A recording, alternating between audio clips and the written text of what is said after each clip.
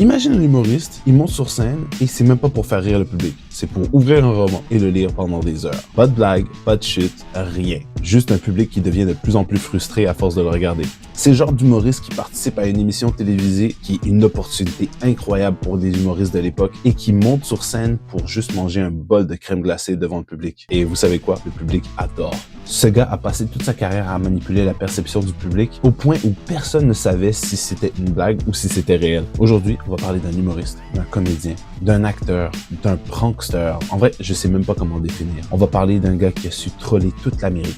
On va parler de Andy Kaufman.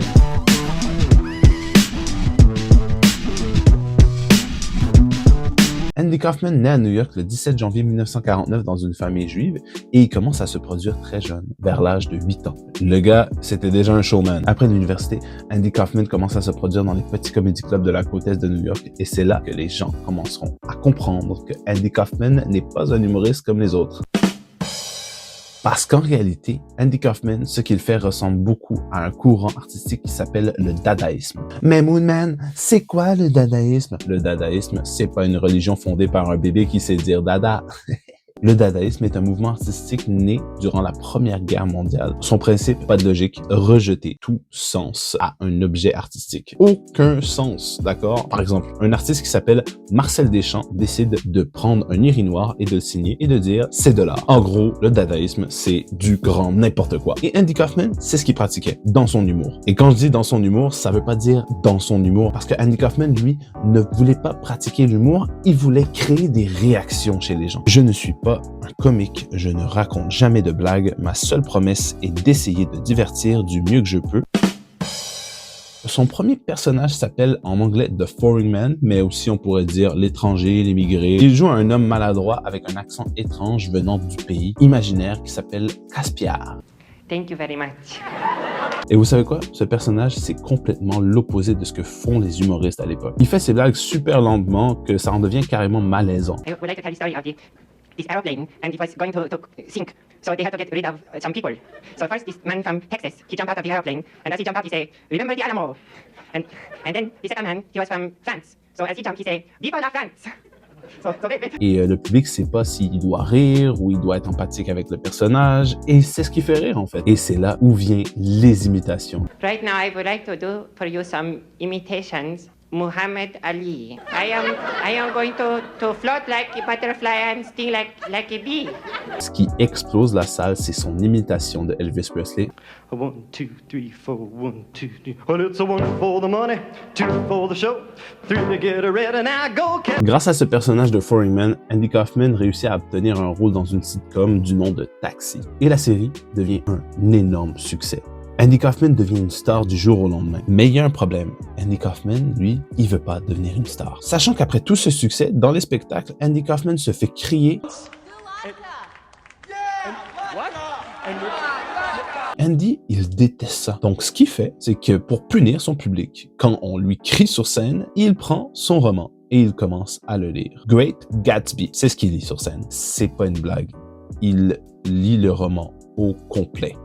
Quand je dis au complet, c'est qu'il le lit jusqu'à ce qu'il n'y ait personne dans le public. That's my man. Mais si vous pensez que ça, c'est extrême, attendez de voir la suite. Ce troll que Andy a fait, c'est un de mes préférés et je voulais vraiment le rajouter dans la liste. L'histoire du biscuit et du lait. En 1979, Andy organise un spectacle au Carnegie Hall.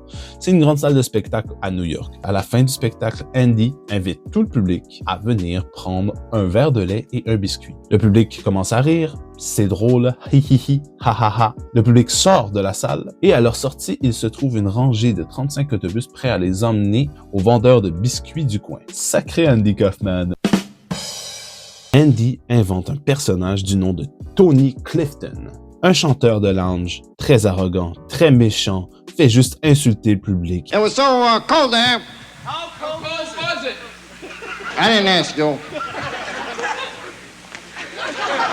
Il est vraiment pas aimé du monde. C'est vraiment une sous-merde. Andy insiste pour que Tony Clifton apparaisse dans l'émission Taxi. La production accepte. C'est l'enfer. Il ne fait que foutre la merde et se fait sortir par la sécurité de force. Mais c'est fou parce qu'il joue ce personnage tellement bien que le public finit par se demander si c'est vraiment Andy Kaufman derrière le personnage ou si c'est vraiment Tony Clifton. Surtout parce que dans les entrevues, Andy arrête pas de dire que ce n'est pas lui, le personnage de Tony. En fait, ce n'est juste pas lui, Tony. Il arrête pas de le dire. Donc, est-ce qu'on doit le croire? C'est pas le plus pire troll que Andy a fait, parce que la prochaine a littéralement choqué l'Amérique.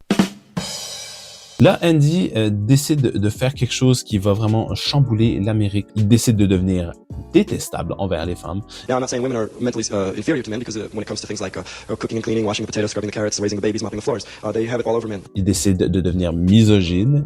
Because I'm going to send you back to the kitchen where you belong. Et de les provoquer pour qu'elles se battent contre lui. Jusqu'à ce qu'un catcheur décide de le défier du nom de Jerry Lawler. Durant un match, Andy Kaufman se bat contre Jerry et Jerry lui fait une technique qui fait en sorte que Andy Kaufman se fait briser le cou. Quelques semaines plus tard, ils sont tous les deux invités dans un talk show du nom de David Letterman. Et vous savez quoi? Tout le monde pense que c'est complètement réel. Quelques années plus tard, Jerry Lawler dira que c'était un canular aussi. C'est là où on voit la magie de Andy Kaufman. Sérieusement, ce gars-là, il vivrait aujourd'hui avec Internet. Il serait le roi des réseaux. En 1984, Andy Kaufman meurt d'un cancer des poumons et personne n'y croit. Ouais. Premièrement parce que le gars a 35 ans. Aussi, ne fume pas de cigarettes. Le gars a passé sa vie à troller l'Amérique complètement. Est-ce que les gens devraient croire à sa mort? Même moi, j'y croirais pas. Encore aujourd'hui, il y a des fans qui pensent encore que Andy Kaufman va revenir à la vie et dire « c'était juste une blague ». We have a gravestone in the whole thing. And then you come back again. People say, that's him, that's him. And then when you really die, nobody will believe it. You'll be immortal. Et c'est là d'où vient la magie de cet humoriste. C'était quoi son but? Personne va vraiment comprendre quel était son but en tout cas. C'est fou parce que ce sera peut-être le seul humoriste dont la disparition sera perçue comme un sketch. Et peut-être que le plus grand troll qu'Andy Kaufman aura jamais commis, c'était pas Tony Clifton ni le catch, c'était de nous avoir laissé dans le doute pour toujours.